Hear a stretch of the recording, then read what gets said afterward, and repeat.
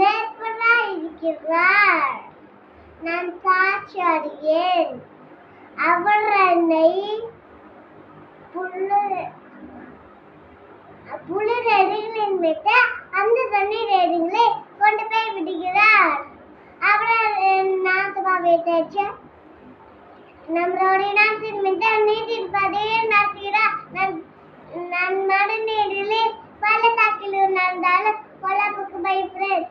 தேவரே, நீ என்னோடு இருக்கிறீர். உன் கோலும் உன் தடியும் என்னை தேய்ச்சு நான் சத்துக்குமாக எனக்கு ஒரு பந்தியை ஏற்படுத்தி தலையை எண்ணெயாலே அபிஷேகம் பண்ணீர். பாத்திரம் நிரம்பி வருகிறது. நான் ஜீவனுள்ள உன் நன்மையும் கிருபையும் என்னை தோடோடும். நான்